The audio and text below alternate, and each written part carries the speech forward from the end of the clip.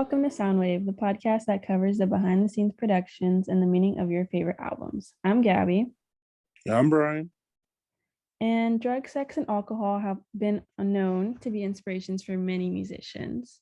We know how drugs and psychedelics are now creating their own genre and living through the styles of these artists. And today we're here to talk about it and take a trip with you as we explore today's album, Psychedelic Porn Crumpets. And for the name of the band, as far as that goes, it does have the word porn in it. Just a heads up, we are going to be using it a lot, but not in that context. We're going to be talking about it in the form of like the name of the band. So just a heads up to everyone listening right now.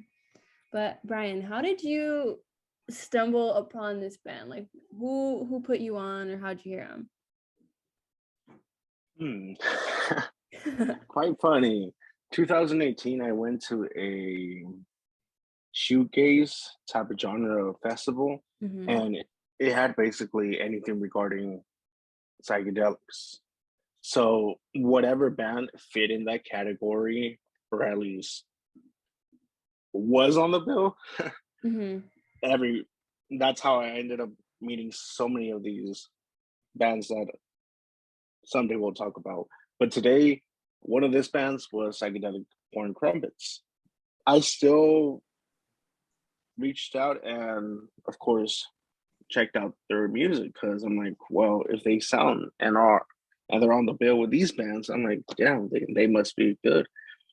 And yes, I just searched them on my music platform and I was hooked.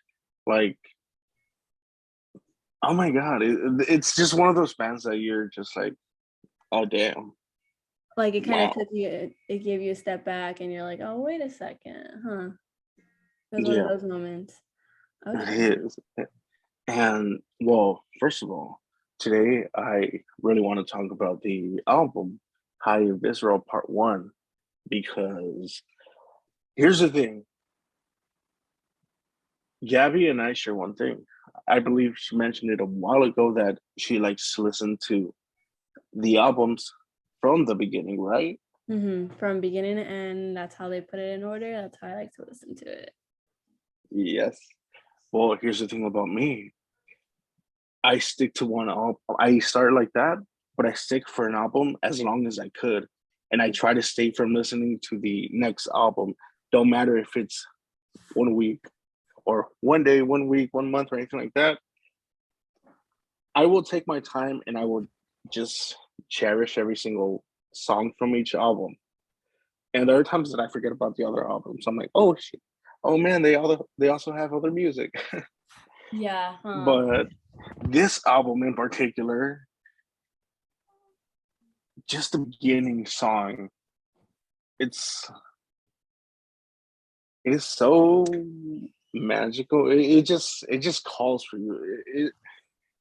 It almost explodes in your living room or wherever you are, and the music just takes over of everything, and you're like, God damn.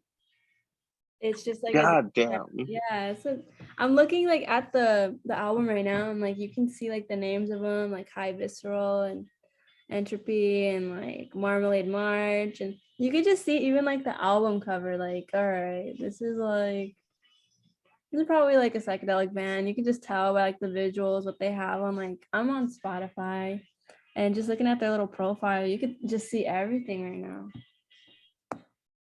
Yeah. So it's actually, how would you explain it? Because I've heard every single song from here, and I'll talk about them. But you, Gabby, I requested that you listen to the album. What can you say as someone who has heard it for the first time? I think it's definitely like you hear like the guitar riffs and like the little like beats and like the little pitter patters, and like I really got into it too. Like I liked some of the songs, and it kind of reminds me of like what is it? It was like Mile High Club or something like that. Mild High Club, I think. And then like Swim Mountain, like those alternative kind of like indie like bands.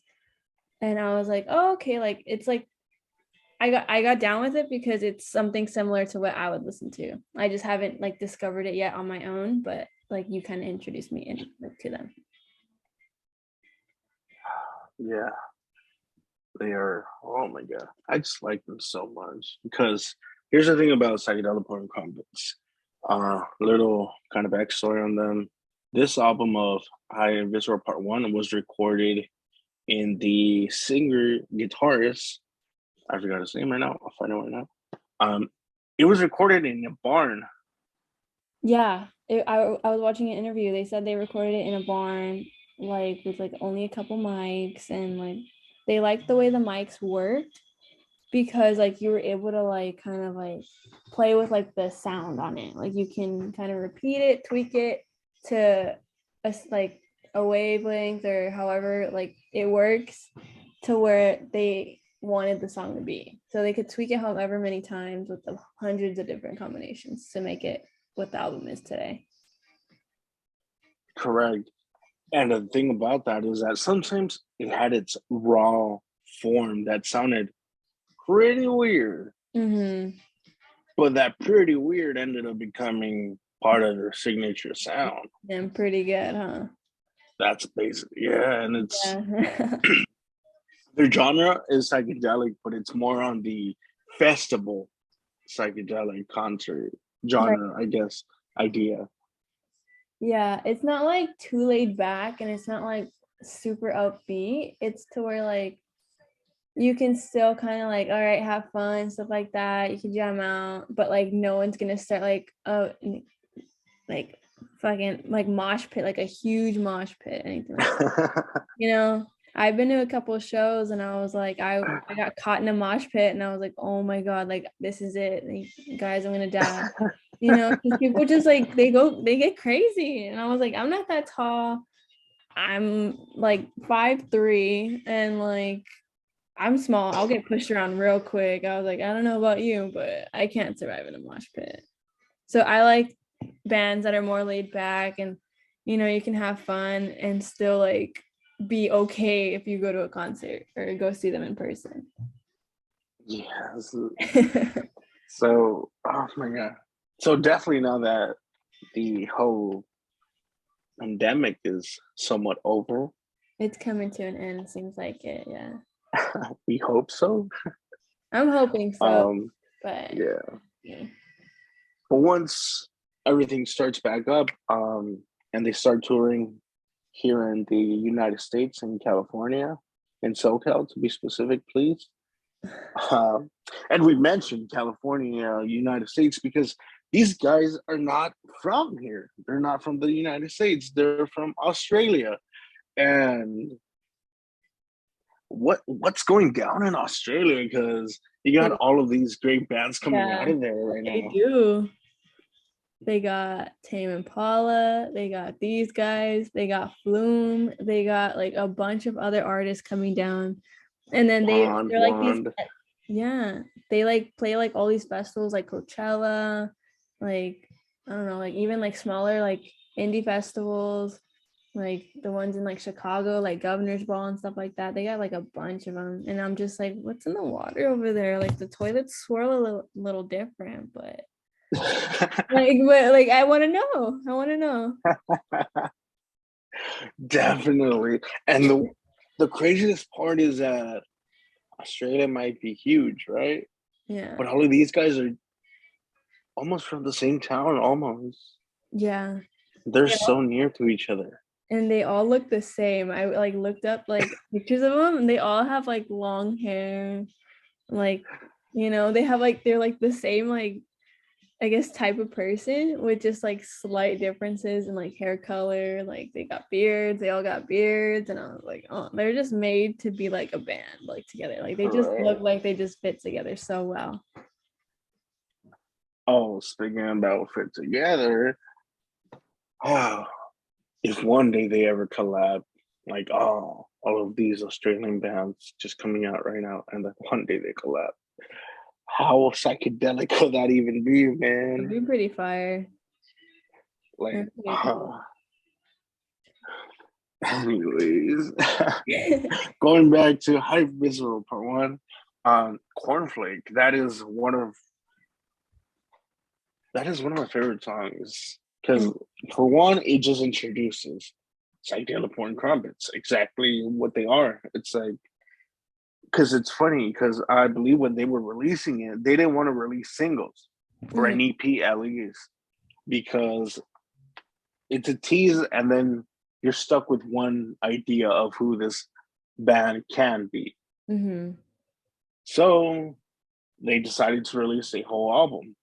But what ended up happening is that they ended up making music for about two albums. Enough But for they're like, two. Mm. they either release everything or they release just some songs and have some for a second album, which of course they didn't even know if they were going to be good enough or at least get accepted Yeah. um, widely. But they still had the idea of having the second album already ready. So They, great yeah, job on these guys. they had it on deck, ready to go. They're like, you say like, put it out. They're like, done, check, album cover, the works, done. It reminds me a lot of another band called Nectar. And Ooh, it's just like yeah. a band made up of old dudes because it started like in like the 80s, like late 70s. And so it gives me like that type of vibe with like their songs aren't like super long for psychedelic porn crumpets, but Nectars, they have like a couple like 5-6 minute songs, but it gives me like that same type of vibe too. And they got the trippy album covers and like all that, like, but they only tour on like the East Coast, which Yeah. is disappointing. But like that's what it reminded me of when I was going through the album. I was like, oh, okay, like it kind of sounds like this, like, but like, yeah, that's what I got from it. That's what I really got from it. The similarity in those two. Yes. Okay, and then You, go ahead. okay. Um, in what way do you feel like is this like an everyday band you listen to? Is it kind of like sometimes? Is like all the time? Do you play it with like your friends when you're going out? Like, or do you just kind of like press shuffle on your music? Um, Actually, for psychedelic porn crumpets, it's an everyday band for me. Well, what's an everyday life for me? I guess day. I wake up, do my duties, and then I just sit down and I start editing or go to any events. But while I'm doing any of that, I always have music on. I don't know how or why, but my music is always on. I'm kind of surprised my family hasn't been annoyed by it because it's an everyday thing. Wake up, hey, put some music on. And these guys are always at least there, Yeah. like throughout the day, at least once throughout the day. Because, well, for hitting, so I guess uplifting in my life. But Mhm. when these guys were playing, it's like, ooh, I am so happy right now. I'm ready to do whatever I'm gonna do next. And they just uplift me. It's pretty great band. It just energizes you just by listening. It's like you just want to Yeah. get up and run around. Yeah, it's pretty cool. Like honestly. Like for me personally, I'm not like a huge fan of like I don't really mind like the lyrics of a song if it's got like a pretty good like beat and like the instrumental, like if it stands on its own. Yeah, And same that's where thing. I'll hone in and I'm like, okay, this one's pretty fire. Like, and then I'll come back and listen to the lyrics or like look back at the lyrics. Yeah. And I feel like for me that goes for any genre. But like do you listen more to like the lyrics or like the instrumental part? For me, it's always been instrumental. The lyrics, the lyrics can be whatever they want, but you'll never change the instrumental. Yeah. Okay. I like Like that. you can remove the lyrics, the voice from the actual track, and you'll still have something to appreciate. Remove the music from the Look, voice, yeah. it's And it's just a not the same. cappella. Yeah. And it just sounds a little Psychedelic. weird because, like, yeah, there you go. But Okay. no, especially with this genre, I believe. Oh, and they also mentioned it. In one of their interviews, they mentioned it that this genre is so specific, or at least so broad, because it can be whatever you want it to be. There is no actual genre or area they want to go to. Yeah, no particular category, it seems like. You can't Correct. categorize it in like this is like indie pop, this is like rock pop, psychedelic pop. Like I feel like it's a pretty wide range of like where they fall into. It's whatever genre it is, but they make it psychedelic, Yeah. and that's what's special, I guess, about these guys. They just every song that they have, it does sound different at times. Mm-hmm. Like different genres, they go real slow. They do ballads. They do heavy metal songs. They do punk, but it's all psychedelic, and it's still they're like, oh, these guys, I know these guys. And I just really love every single song in here. Like I cannot explain it anymore. Like That's they have other songs like that I've heard of throughout, just like shuffle from them, mm-hmm. and I'm like, damn! Like even at their newest album, it still has the same energy. It has like the same consistency throughout like the years and the albums they put out, huh? Correct. Yes. Okay. And then they just had a single or a release like February 2nd. It says Bubblegum Infinity. And it's like 3 songs. Did you listen to those? I did, You did? but How I did do not remember them. Okay, it said I'm just gonna read off the names. It's like Bubblegum Infinity for the first one, Dread and Butter, and Lava Lamp Pisco. I'm just like, where do these names come from? Yeah, it's quite Right? funny. Like their number one most played is like Found God in a Tomato. Oh my god, I love that song. That song is so. It's just you need to listen to that like song. Like that's a must listen. like all these like names, I'm just like, that's so funny. It's so funny. Like I think of like the process of like how people like, oh, let's name this song because like, they have that same like thing in the song or like in the chorus or in a verse of the song. But like they're like, you know what, we're gonna name this song with this riff, Found God in a Tomato. Like that's what makes me crack up. They're like cornflake, I don't know, or like sawtooth monkfish. Like there's like just like a bunch of like off the wall names. Yeah. Mundungus. That one's funny. Mundungus. Like just These looking guys at are them, I'm just looking through them. They're funny. hmm. Another song that I like that isn't from this album, it's Him for a Droid. I don't know if you got a chance to listen to that one, but Yeah. it just, like I said, once you listen, you play this song, it's that riff. Like those guitars are just so catchy, they just pull you in. It's like, oh, this I is nice.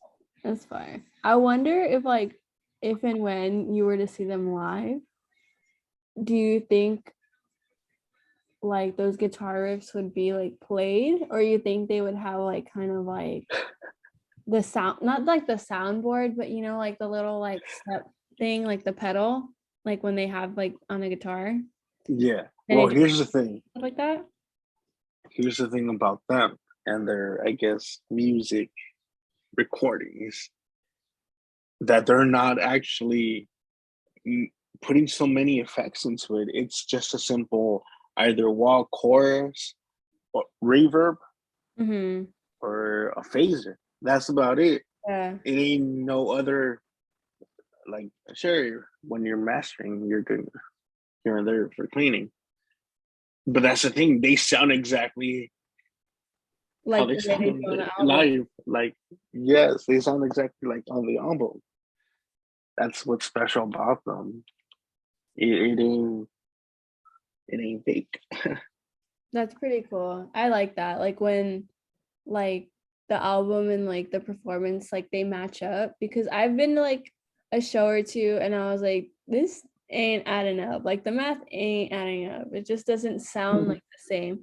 Or I would think it would sound better. Like you know how like they always have like those acoustics on like Tiny Desk or whatever, like on YouTube, where they just have an acoustic of a song and it sounds really good because you can hear like every little thing, you could see it, like every little niche.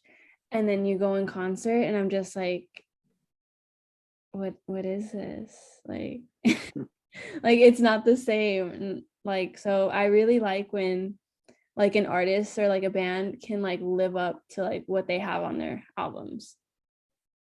Yeah, no, definitely, definitely. Like it gives you like the Ah, same effect of like when you have your headphones in, you just kind of like head bobbing, you're just like rocking out. And then you go and see them and it's just like 10 times better if anything. oh, most likely, especially because these bands, these I guess psychedelic shoegaze bands, they started off playing by these clubs and all these small gigs. I guess I wouldn't, well, not small, but they're still under, I guess, like 200 people. Mm-hmm. That's what they start off, right? Compared to where they are now, or at least a year after they released this album, these guys are playing festivals, huge. You were talking about an amazing sound system that can't sound shitty because you're fired, correct? Yeah. So this sound system has to sound clean, crisp, and exactly how it should be intended for a festival. Yeah. Loud, really loud. So to see these guys one day and experience literally being center stage, or at least right next to the speakers, I don't care where I'm at. I just want to hear these guys play loud and just have fun, because I believe these guys, whenever I do see them, they're just gonna blow my mind away. It's I gonna mean, even more. oh, it's gonna be a good show. Let me see. They're touring right now. They should. Um, Philadelphia. I'm like California. I feel like a lot of people like they have like one show in LA and then they skip to like somewhere like Arizona. And I'm I just like, know. you guys skipped California. Like they only have like 2 dates of anything. And I was like, there's so many venues and like stadiums like they can go to. Like there's like the Forum, there's like I don't know, like just like a bunch. I don't know the names off the top of my head, but Well, like definitely shoegaze if it does come. yeah. I mean, what do you call it? The festival, Desert Days. Mm-hmm. Desert Days used to be hosted in India, out in Like actually in Coachella, Joshua Tree. like It used to be at Coachella. Joshua Tree. Yeah, it used to be at Joshua Tree, and then of course it was kind of far, but it was, I believe, since 2011 it had been hosted up Mm-hmm. until 2019, and then it got canceled because of COVID. Mm-hmm. So they did like a smaller show, but it was still at Joshua Tree. For 2018, what I do remember when I went is that it was here in uh, Moreno Valley, in actually in Moreno Beach or something like that. Mm-hmm. Yeah, Moreno Beach, Lake Paris, something like that. I don't know, but it was kind of closer, so I'm like, yeah, I'll definitely go, because actually the day before that when I went on Saturday. It was from like Friday, Saturday, and Sunday. But the thing is that this festival starts off at two, no, at yeah, 2 p.m. Mm-hmm. on Friday, goes all the way till 3 a.m. The festival, there are still music going on in the campgrounds up until 6. That's And then from 6, it starts again at, I believe, 11. No, no, no. Yeah, 11. the next day, and it repeats the whole day exactly like that up until Sunday, I believe, like at 2 a.m. Wow. So this festival, yeah, and you can imagine the people that, it's crazy. When I went, there wasn't as much people as you expect on a festival, but I think that was a good part because you didn't see like if you go to Coachella or at least look up anything related to Coachella, you can't walk anywhere, No. Oh my or gosh. you can't wait anywhere because you'll be in that line for like Hours. hours. No, I was supposed to go this year and then I saw the lineup and I was like, it's okay. Because I bought tickets back in like 2019 for 2020 and then 2020 got canceled, and then 2021 got canceled. And then they brought it back this year. And I'm just like, I'll pass. I bought tickets, but I'm trying to sell them. Still trying to get rid of them. But I feel like the smaller festivals are like the better shows to go and to like get into like the smaller bands that are like more up and coming too. Correct. No, Like, you're right about that one. I feel like these like mainstream ones, like they're just harder and like more expensive like to get into. Yes. And it's like only like say like 4 or 5 bands that I really want to see, and then the rest are like people I've like never even heard of. Hmm. So like I'd rather do like And they're smaller. still charging like $400. Yeah. Oh my gosh. Coachella tickets were like 500 and then I got like ticket insurance and everything. So it came out to I bought like 3 and I was like, oh my, Wow. yeah, I was like, I'm done. I sold one off Wow. to my brother, but I have like a pair I need to get rid of. I'm just like, I know it's gonna be hard. It's gonna be so hard. But definitely like this band is like pretty, I like it. I really like it. I think it's definitely something I can get more into, especially in this like kind of like the related artists too. They got like a bunch of like similar artists that I really like. They do. They do. Um, I'm sorry. I just have to mention it one more time. The thing about Jazz Arcades is that tickets were like I believe like $300 at the time, Mm-hmm. but then like somehow they ended up. Oh yeah. Okay. So here's what happened. On Friday, Tame Impala was supposed to play, which they did for 13 minutes, I believe.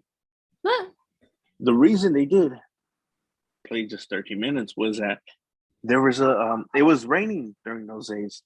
Shut up. So I mean, that don't matter, right? When it matters is that when there's lightning Um, happening right there. So this is right next to a lake, right in the open space with a bunch of trees. So they had yeah, they don't want a anybody struck or anything like that. So it called for an actual the park had to actually close it down. Like they had all performances had to stop. During this time, Tim Impala was just playing on Jeremy Storm, and then if you ever heard that song, Mhm. it was exactly what was happening. That's crazy. So it's Funny. crazy, but sadly they only played for 13 minutes. And I don't know if this was true or not, but I heard that Tame Impala ended up leaving to a Walmart parking lot and still had a concert for like I believe That's like 30 minutes. that's cool. I know his concerts are crazy. Like the Yeah. visuals, the lights, like you just everyone's just like having a good time. Everyone's there to have a good time. So he played Friday. Saturday, it was Slow Dive, that was who I actually went to see. Oh my god, that's currently my favorite band. If you guys ever want to check it out, Slow Dive. Um, yeah, they played with and then it was King Gizzard and the Lizard Wizard. Mm-hmm. They played, I believe, like at 1 a.m. and it was like an hour and a half concert. Dang. So they went to For like two yeah, they're set separate. 3 a.m. But my friend was really drunk and Did you I stay me for it? the Were me you the able to stay for responsible it? me the responsible person that I am. I took him to the car and we just chilled because we were pretty messed up, Yeah. and it was already like 1:30, and we've been there the whole day. Yeah, it's a long And day too. so sadly, I didn't get to see King Gizzard. I did hear them from far though, from my car, Yeah. but I didn't see them. Hey, definitely when actually they're playing. King Gizzard is playing next month, I believe. So if anybody interested in King Gizzard and wants to go to a concert, they will be playing next month here in um. Damn, I don't even know where. But it's Obviously, gonna in Pomona. It's gonna be in Pomona at the Glass House, I the believe. Glass House is a good venue. I saw the drums there. I saw Yeah, the no. It's a good venue. It's pretty small, but honestly, like if it's like a smaller band and like it's a smaller venue and like the type of crowd that's gonna go, I feel like it's a good show. It's a pretty good show. And you get like a pretty good view of the stage. Like Oh that. no, it's at the Fox Theater. Oh, I'm just kidding. I Even haven't bigger. I haven't been there. I've been to the Glass House. It's a really nice one. I saw the Devil Wears Prada there. They were Okay. amazing. All I can say is that, ooh, amazing. So King Gizzard will be We'll will be over be there. in San Diego, Pomona, Santa Barbara, India, all starting from April 11th. So April 12th, if you guys are trying to catch King Gizzard in Pomona at the Fox Theater, you already know. I believe the tickets are on sale right now. So April 12th, if you guys anybody interested, they're also going to be at Coachella, by the way. Or, So maybe you change your mind and you do go to Coachella and you see King Gizzard. Anyway, so they play the second day, and then Sunday, my bloody Val- um my bloody Valentine played. mm-hmm. That is a show I regret missing so much. Honestly, that whole festival was, I believe, such a perfect lineup. And if they ever do decide to bring it back, please do that. And please have the Psychedelic Point Crumpets headline part of that show because they are they are in the headlining parts. Please, I want to hear this band play loud at 12 a.m. I guess. Yeah, just to be in that like whole scene again, like just Yes. back. I feel like like the concert like environment is just like a whole different like just headspace and like where you're at. Like I sometimes I get annoyed of like the people just because I'm just like I want to be comfortable where I'm at. Like I don't want to be pushed around and stuff like that. But some people like don't mind, they're just enjoying their time, and I'll give them that. But like I'm just there for the show, just for the music, just for the band. I don't even mind like laying back in the back a little bit either. But like, yeah, because I know we went to when we went to go see the drums, like this dude like farted in front of us, and that smelled so fucking bad. I was like, oh my god, like no way, he just gassed everyone, and he was in the front. He was in the front, and he gassed everyone behind him, and I was like, it's not even crop dusting. He just straight up farted, and I was like, stop it. I was like, no way. Like looking back, it's funny, but when you were there and everyone's like close together and like super sweaty, like you know, it's Yes. nasty. Oh my god. Oh my god, no. But yeah, oh my gosh. Okay, so back to the album. If you guys ever had a horrible experience or similar like that, comment down below because we want to know about them. We want to hear like the worst ones because I feel like farting like and gassing everyone behind you, that's like one of the, like at least top 5 like shitty things to do like at a concert. Like the worst thing you've experienced at a concert, let us know because I want to know anyone who's had like who can top that, honestly, at this point. I Oh, think another top three would be no deodorant. Please wear deodorant, oh please. If you're gonna yes. go to a festival, Take deodorant. It doesn't cost that much. Like, please wash your pits. If you have to, shave them. Do whatever you need to do. Like they have Axe cologne. Axe cologne like blows up a whole locker room in middle school. It can blow up your armpits and make them smell good. Like, please put it on. that is Like something, please, anything. that's funny. Because I experienced that so many times. that's like the I'm last like, thing you want. bro, just shower, please.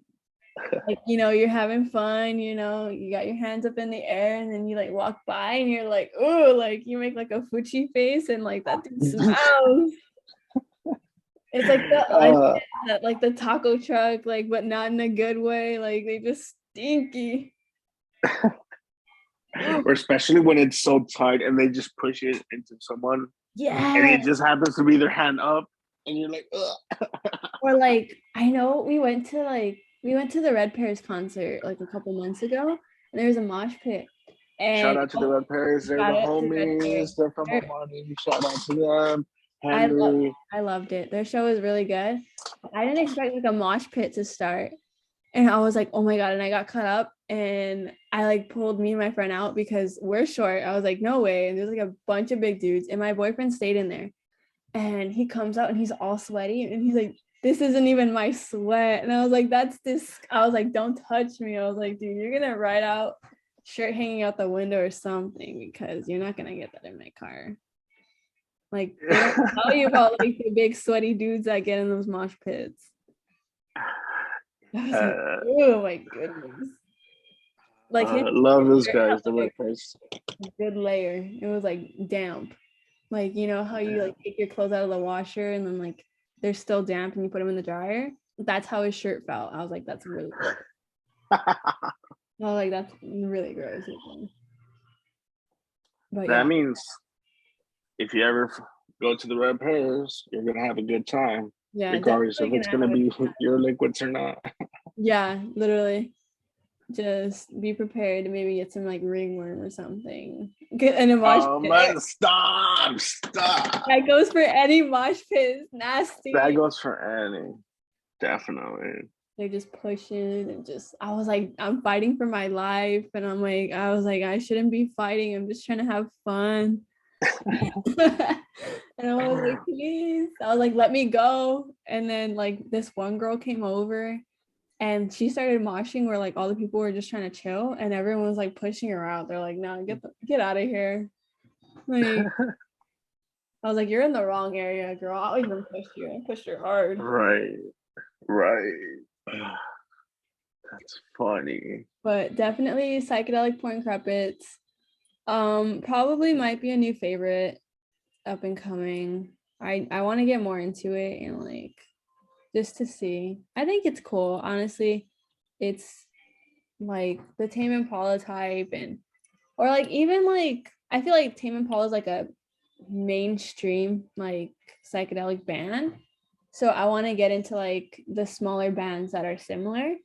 And because everyone's got their own little like touch of like spice, like they add like their own little flavors to it. So I want to get more into this one. And like I think it's really cool, like the covers and like the names and the interviews and like how they were like making the album and stuff like that like really stood out to me.